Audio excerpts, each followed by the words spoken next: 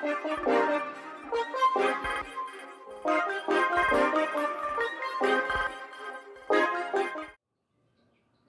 y'all, it's your girl Niee here, back with another video. Today is Disturbed Thursday, and we're going to be talking about the woman Hannibal. Yes, this lady is insane. I hope you like today's video. If you do, leave a like, comment down below, and subscribe to my channel. Also, check out my website, and I'm also on Etsy at Nie's Beauty. My website is niesbeauty.com. Everything will just be listed down below. Yes. So let's get into today's video. Today's video is gory and viewer discretion is advised. Like, let's go. Let's go. Like, I'm so excited, y'all. Okay. Katherine Niee lived in Aberdeen, New South Wales, which is north of Sydney. She was born on October 24th, 1955. Sis here is a Scorpio. She worked in a slaughterhouse in 1971. Also, she worked on animal carcasses, and she worked the boning, like make sure all the skin is off the bones, that type of stuff. Yeah.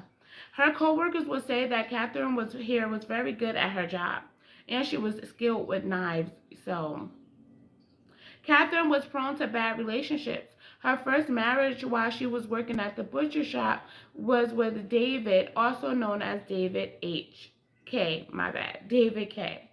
He was an alcoholic, prone to getting into very bad fist fights while they're out and that type of stuff. David actually tried Katherine, but sis knew how to fight, like she was holding her own. He learned quickly that Katherine wasn't with the shit. In 1974, Katherine convinced David to get married, knowing that their relationship was shitty. On their wedding night, after having intercourse, David fell asleep, and Katherine was pissed.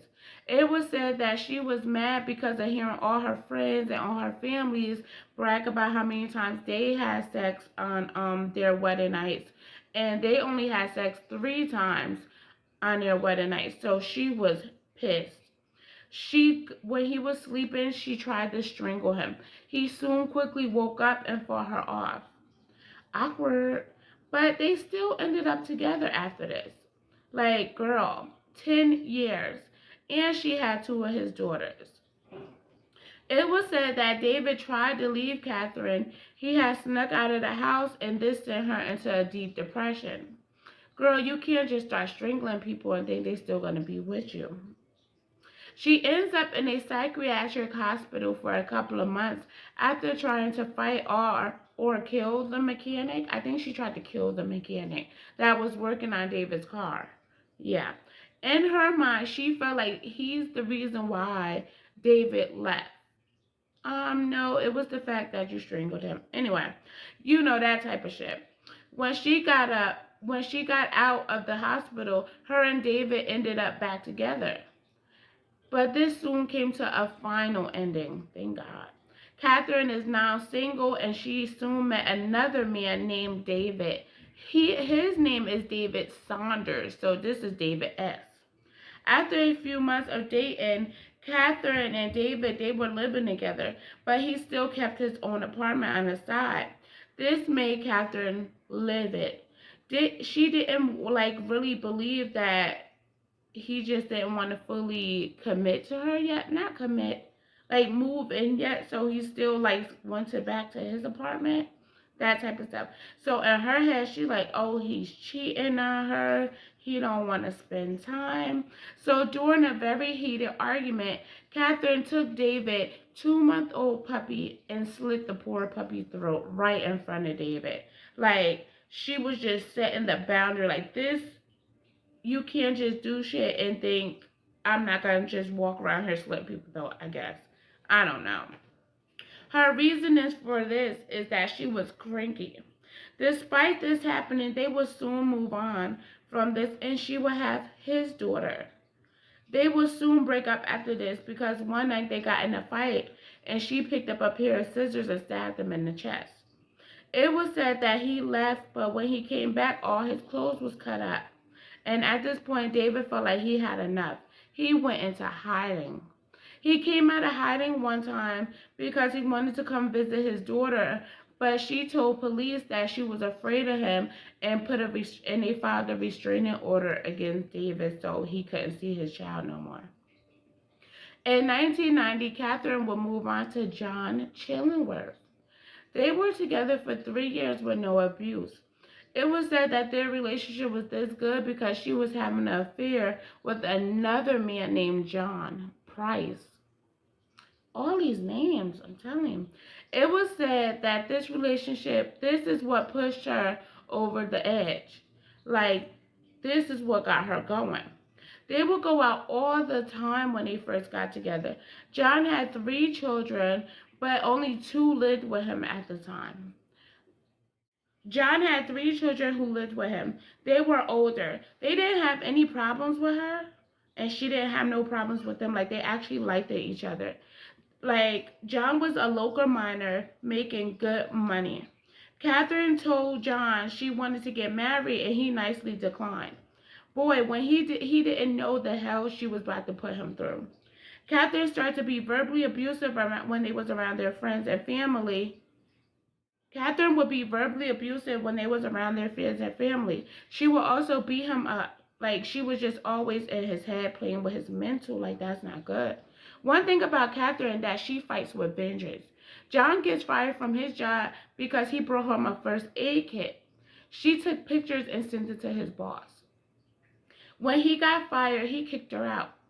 The first aid was like worth only $20, about $20. So he was so like mad. Yeah. They were apart for 3 months before he let her come back. When they get back together, she was still pressuring him like, yes, we should get married. And he's like, no, like, are you serious? They will soon go back to fighting and arguing. John will always let his friends and family know what was going on so he will have witnesses.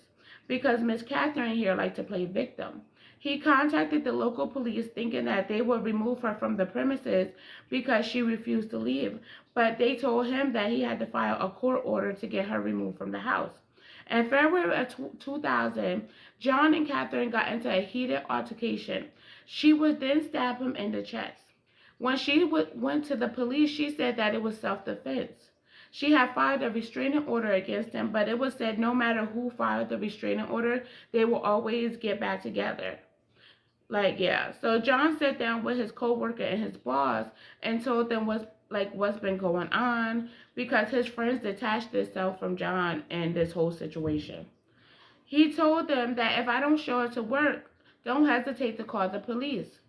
He then proceed with the court order to get her removed.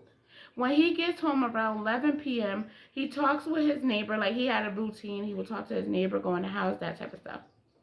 He talks to his neighbor, takes a shower, and gets in the bed. Katherine arrives shortly after. She makes herself something to eat while watching TV and takes a shower. She wakes John up. They have intercourse. John goes back to sleep. Katherine keeps knives in her room, so she opens up her nightstand and grabs her butcher knife and stabs John 37 times. According to evidence, John tried to defend himself after she killed him. She took a bunch of pills and tried to kill herself, or it says she tried to stage it. I don't know. When John didn't arrive to work that morning, his co-workers and his boss called the police like he told them to. When police arrive on scene, they knock on the door. No answer. They see his truck in the driveway. He looks through their mailbox on their doors, like a little mailbox lot. They see a big curtain blocking their view. They bust open the door, and as they walk into the house, the officers see this big blanket or curtain just hanging up. They push the curtain aside, walks into the room, and the officers see blood on his hand. They turn around and they see that the curtain / blanket is actually flesh, skin hanging from the door. Like, yes.